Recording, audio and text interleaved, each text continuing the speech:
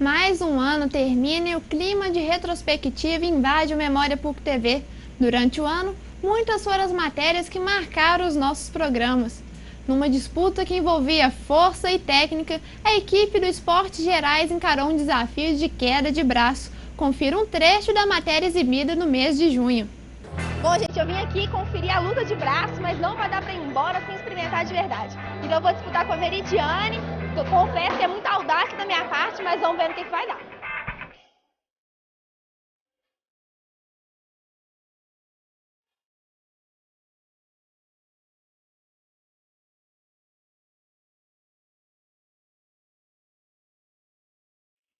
Gente, é muito complicado, ela é muito forte, não dá nem pra pensar, não dá nem pra raciocinar, mas eu não tô nessa sozinha. O André, nossa senhora, você vai vir aqui. Lógico que vai, Andrézão, claro, vai vir, mas olha, não é com a Meridiane não. Vai enfrentar o Evandro e eu quero ver como é que isso vai ser.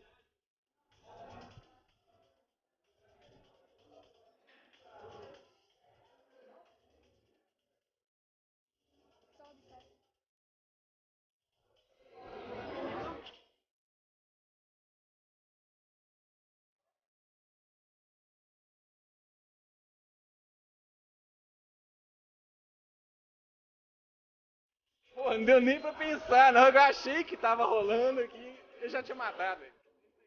Não dá pra nós, não. O programa Cenário Cultural dedicou uma das edições de outubro ao famoso movimento que nasceu na década de 60 em Belo Horizonte. O Clube da Esquina, idealizado por Milton Nascimento e amigos, inovou o cenário musical brasileiro misturando rock, jazz e bossa nova. A história do grupo já rendeu livro, história em quadrinhos e até um museu. Morena que temperou, cigana quem temperou, cheiro do cravo. O Clube da Esquina é um movimento, mas foi espontâneo, quer dizer, não foi assim, não houve essa ideia inicial, vamos fazer um movimento. Na realidade, o que aconteceu é que a gente era uma turma de jovens que moravam em Belo Horizonte, na década de 60, que era uma cidade muito menor, com poucos pontos de encontro. Eu fiquei conhecendo o Milton lá por volta de 65, exatamente através de amigos comuns. Ele já era um músico aqui na noite, ele tocava em Belo Horizonte, ele cantava e tocava baixo acústico, né? Em várias casas noturnas, tocava em bailes, né? E depois mas aí quando eu conheci ele já era compositor, já tinha feito algumas músicas, né? Umas só com ele mesmo e outras algumas com Márcio Borges. E a gente estava sempre encontrando para ouvir música, para ir ao cinema. Quer dizer, a gente tinha um monte de preocupação, quer dizer, era música, cinema, literatura, quer dizer, já que a juventude assim ávida de conhecimento. Um dia o Milton, já morando em São Paulo, que ele foi lá para defender uma música no festival lá, Excelsior, a TV da época, aí me mostrou uma música e me falou que achava que aquela música não era o estilo nem do Marcinho e nem dele de fazer letra. Então me pediu para fazer. Eu estranhei porque na realidade as coisas que eu escrevi era coisa de colégio, eram umas coisas muito pessoais, né, também. Aí eu resolvi, bom, ele me convenceu a fazer a letra, eu fiz Travessia. Quando você foi embora, fez-se noite em meu viver. Forte eu sou, mas não tem jeito. Por falar em Clube da Esquina, o programa Espaço Cult de Setembro recebeu um dos mais conhecidos artistas mineiros com forte influência desse movimento musical. No repertório, melodias românticas e poéticas que carregam elementos da MPB. Assista Paulinho Pedra Azul tocando um dos seus maiores sucessos. Paulinho, vamos ouvir mais. Bem te vi andar por um jardim em flor, chamando os bichos de amor.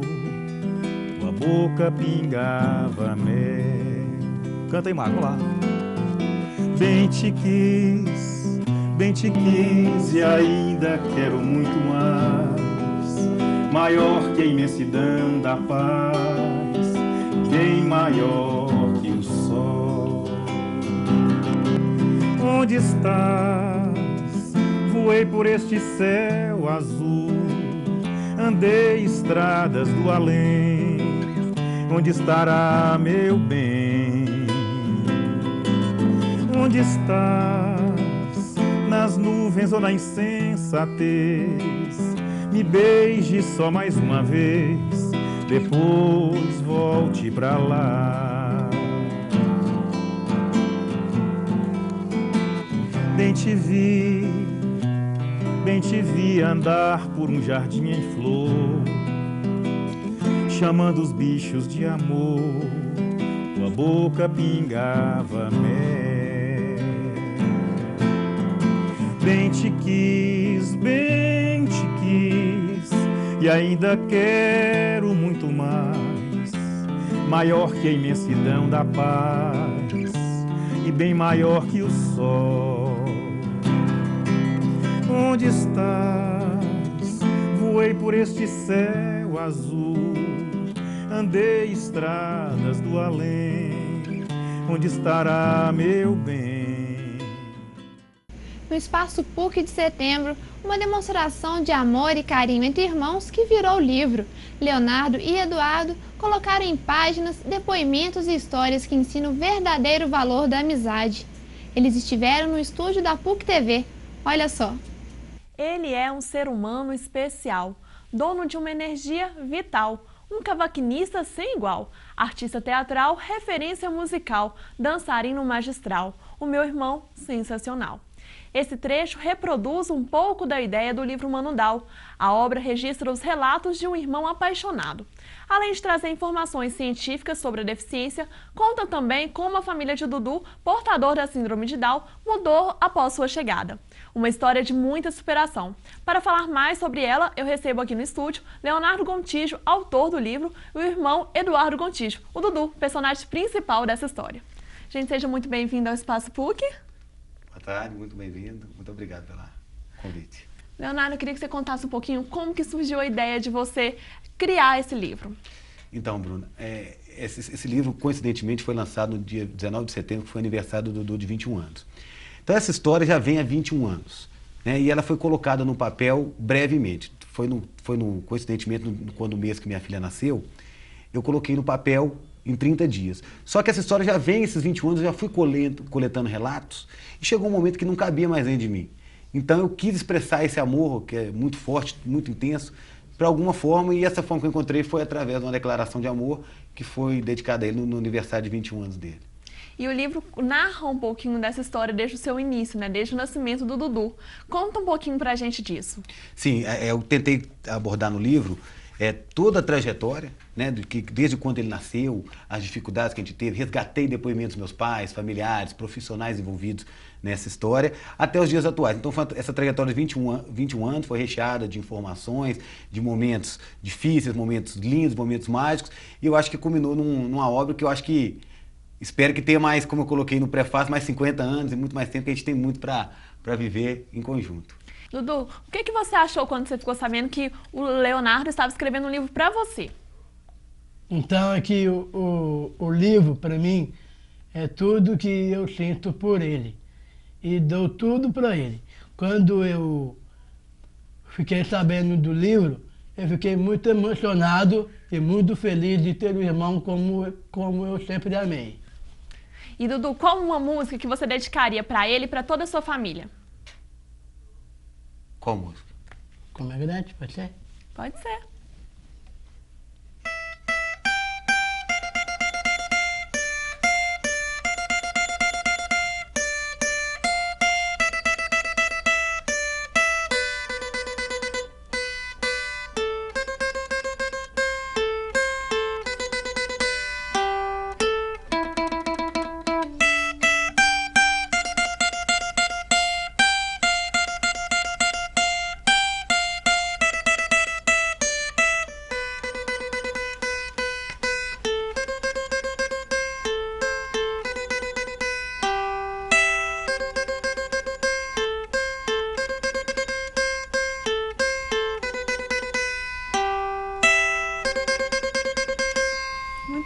Dudu. Tchau, velho. Tudo bem. O programa Olhar Indiscreto mostrou o trabalho de um fotógrafo mexicano especializado em fotografias de casamento. Sérgio tem um trabalho atuante nos Estados Unidos. Confira os melhores momentos da entrevista.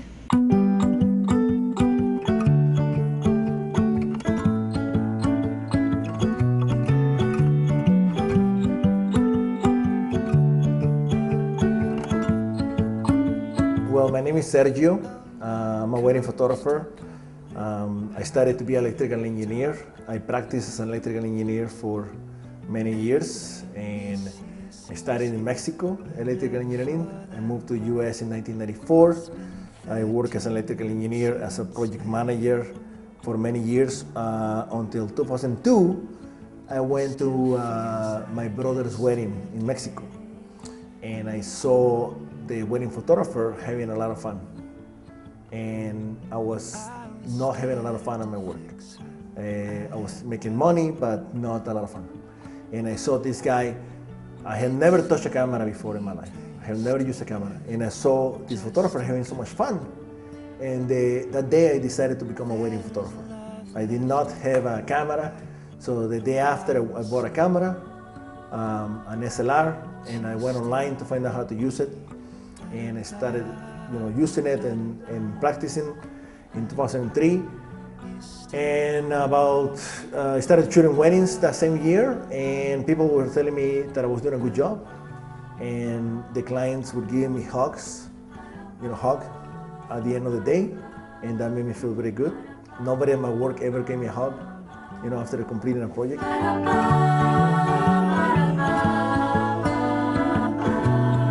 I can still see all your clothes on the floor. There are friends who never call me anymore. Em abril, o programa Eureka mostrou as diferenças entre 3 tipos de sacolinhas plásticas: as de polietileno, as oxibiodegradáveis e as compostáveis.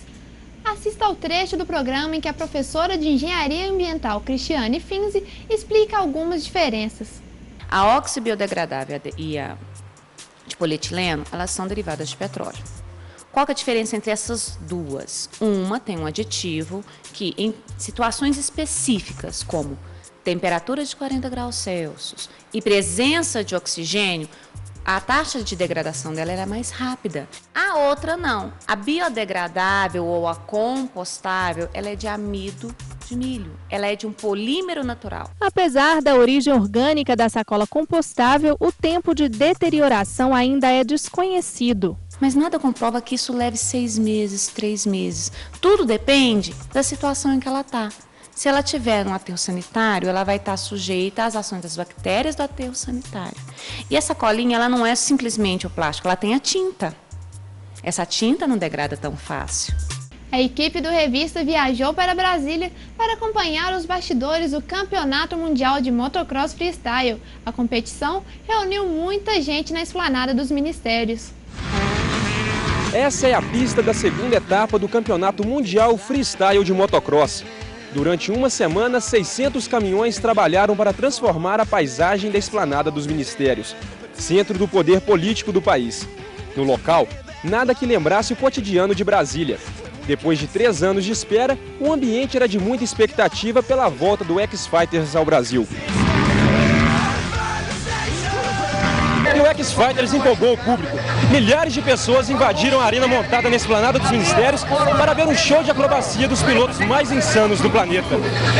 E o campeonato foi assim. Teve um início, um meio. Que meio! E um fim de tirar o fôlego que vai deixar saudade.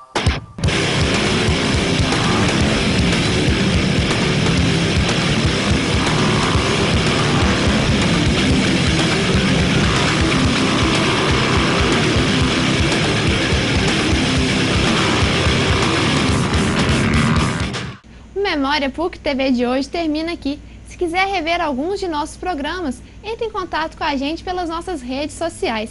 Até o próximo programa.